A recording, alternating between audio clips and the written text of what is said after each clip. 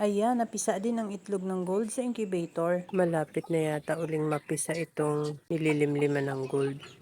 Nakurukutok na siya. Kanina bumaba, chinek ko ang mga itlog. Yan, yung isang itlog niya parang nagpapawis. Tinanggal ko.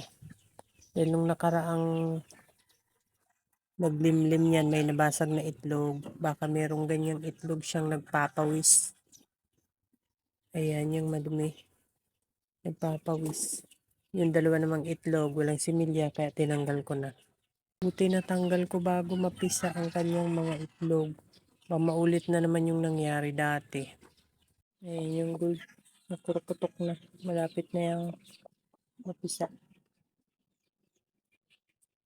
Hindi talaga marunong lumilin. Kung kailan papisa na yan, baba ng baba.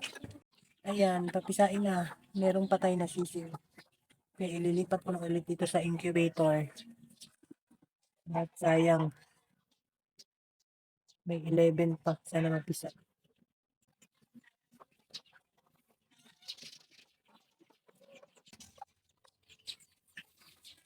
Baka premature pa yan kaya hindi nabuhay. Ito siya. Ayan, ililipat ko sa incubator. Sinet ko na ang incubator at isa-isa ko nang inilagay ang itlog.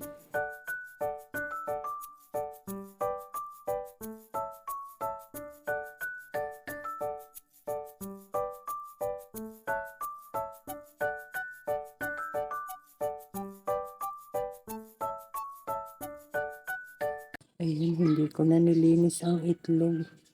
Nilagay ko na agad. Sana may mapisa. Ayan na ang gold. Ang ibang inahin, kahit tanggalan mo yan ng itlog sa pugad, babalik pa yan kahit wala ng itlog.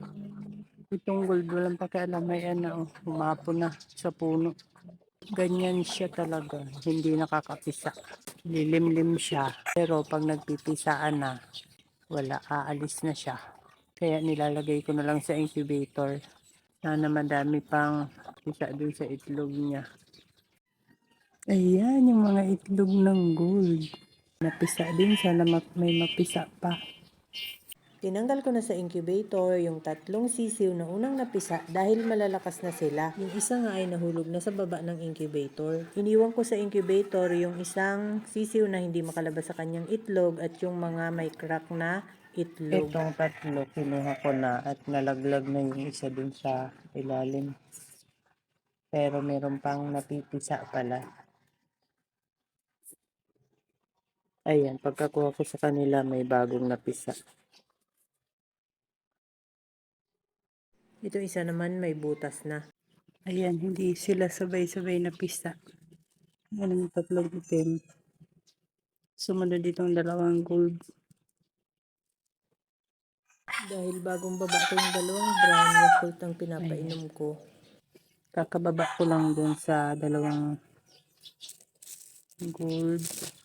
Hindi ko pa rin pinapatay ang incubator at may natira pang itlog na may crack. Hindi sabay-sabay ang pagpisa ng mga itlog ng gold. Kinagabihan, isinama ko ang mga sisiw ng gold sa ibang mga sisiw para hindi sila lamigin. Nilagyan ko ng ipa yung kahon para malinis sila kinabukasan. Kinabukasan, ayan, magkakasama na silang lahat sa folding. Ang kukulit ng mga sisiw ng Lemon 84 at ang sisiw nung isang gold, palibhasa malalakas na sila.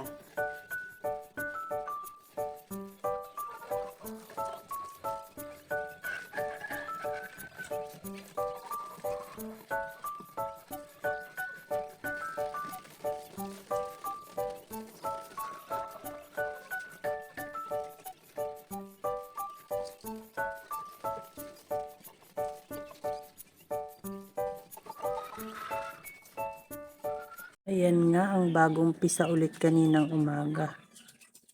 Itong nasa kabilang yung kulay brown. Yan yung nahirapang umalis sa itlog niya. Kaya yung paan niya may diferensya. Ikakal na lang yan. Ito, walang maayos itong bagong pisa kaninang umaga. Mukhang tatanggalin ko na at halhal na. That's all guys. Thank you so much for watching. Please like, share, and follow for more. Bye!